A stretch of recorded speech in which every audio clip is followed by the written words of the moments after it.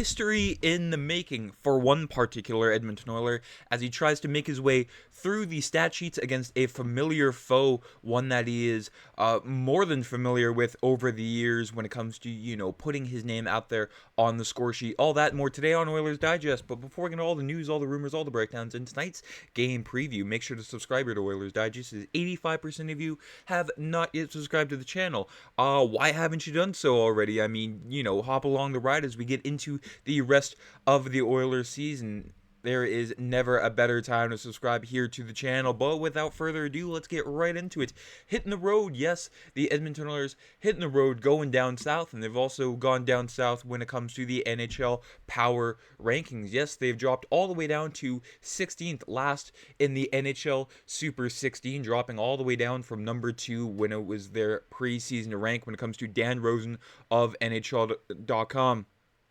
Of course, the Oilers, on Tuesday night against the Philadelphia Flyers, clawed their way back into this one, which kept them at 16 here in the NHL Super 16. The Oilers have 7 goals in 4 games. Maybe there's been a lack of urgency and energy until late against the Philadelphia Flyers. They're hanging on in the Super 16 based on reputation and potential. Let's see if they can change the narrative before next week. Their next 3 games are against similarly underperforming Nashville, who are 0-3-0, Dallas on Saturday afternoon in Carolina, and we get right into the game preview. Yes, against the Nashville Predators, and no better game for Leon Draisaitl to make his mark here, as he has torn up the Nashville Predators in his career. 25 goals and 17 assists and a plus-minus of +6, but who really cares about that stat in 26 games against the Nashville Predators in his career? And folks, he could make history tonight. Leon Draisaitl, 23 goals and 37 points in just his last 14 games against Nashville. Ridiculous coming from Jason Gregor. Only 2 other players in the last 100 years have scored 23 goals in a 14-game stretch versus one team. Wayne Gretzky had 26 goals, 21 assists for a total of 47 points against the St. Louis Blues in a 4-year span from 1981 to 1985.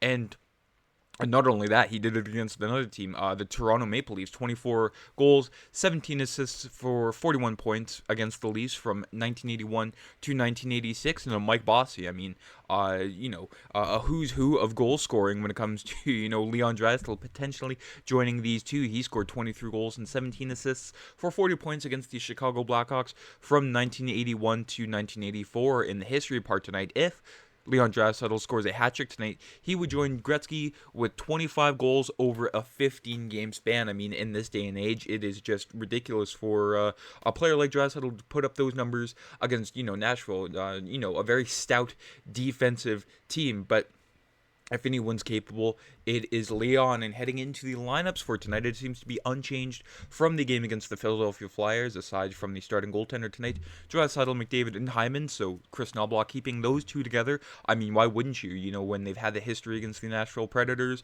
no better game for those two to get kick-started than in this one right here. And then the second line, or some are calling it the third line, with the way they haven't been, living up their potential with Vasily Podkolzin, Ryan Nugent-Hopkins, and Victor Arvidsson. Of course, Ryan Nugent-Hopkins and Arvidsson haven't really made their mark on the season just yet. Same with Zach Hyman there.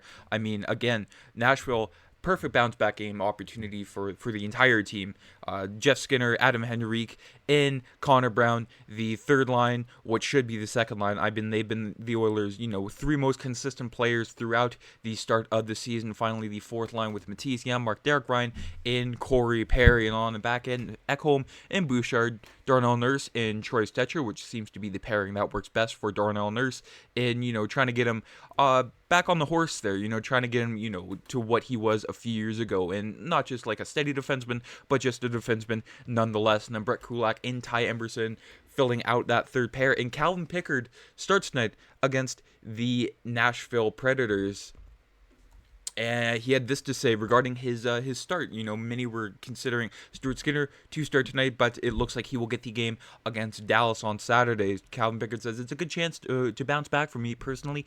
Not the start I wanted against Chicago. Of course, 5 goals on 20 shots, but you have to have a short-term memory in this league. The Philly game was a big step for us. Things weren't going our way. We were down 2-0 early in the game, and we just clawed our way back, and didn't try to get it back all at once. We had some physical plays, a couple of fights to get get us going emotionally and got the win. And I'm looking to build on that tonight. And that's really what you want to hear from your goaltender. I mean, like you said, you do have to have a short-term memory in this league. You can't hang on to anything for a long, period of time against, of course, the Oilers, their slow start. You could attribute that to, Stanley Cup hangover, where, a Game 7 loss, yeah, sure, that gets you emotional, but you have to get your mind going in the right direction. And with the Oilers, they have to get a lot of things going in the right direction. I mean, their special teams, their power play has to get, jumping again to, historic levels that we've seen in the past 2 or 3 seasons. Their PK has to be a lot better. Of course, they did kill off 5 against the Philadelphia Flyers, but they do need to adapt. Of course, losing all that PK speed with the loss of Warren Foegele and Ryan McLeod, that was detrimental to the PK. But in the league, you have to find new ways to adapt. But let's look at the Nashville Predators. Let's look at the team across the way. Of course, Nashville 0-3-0. So they're very hungry to get a win, especially on home ice with a goal differential of -8. Only 6 goals for, but 14 goals against. But the Oilers are not much better. Only 7 goals for and 18 goals against. I mean, not just Nashville, but look at Colorado. I mean, this season is all sorts of wackiness so far this year, but just taking a look at their lineup with their first line, Philip Forsberg, Ryan O'Reilly, Gustav Nyquist, their new addition, Steven Stamkos, Tommy Novak, Luke Evangelista, and then Mark Jankowski, Colton Sissons, and another new acquisition, Jonathan Marchessault on the third line, and Cole Smith, Michael McCarron, and Philip Tomasino. Of course, the Predators have been through a line blender already this season, trying to figure out something that works. And on the back end, the MVP, the Swiss MVP, Roman Josi and Dante Fabro, which is a defenseman I looked at in the offseason for the Oilers to potentially add at the deadline. And if Nashville keeps going south, that may be ending up, not just a fantasy, but true on the Oilers back end. And then Brady Shea, another offseason acquisition. Lots of offseason acquisitions for the Nashville Predators to sort of bump them up into contender status, but the standings so far not really showing a whole lot. Luke Schenn right beside Shea. And finally, Jeremy Lauzon and Alexander Carrier on that third pairing. And UC Saros is projected to start tonight. When it comes to, the Predators, they're much like the Oilers, coming off the start that they haven't really dreamed of. The Preds are a better team on paper than their slow start indicates. They're among the league leaders in even strength shot attempt differential, but they do rank 31st in shooting percentage at 4.62 and 32nd in save percentage, dead last in the league at 813, which, when one of their goalies is UC Saros, you kind of struggle to realize how that has come to fruition. But nonetheless, their power play has also struggled with only 1 goal on 11 opportunities, though their penalty kill has only allowed 1 goal against.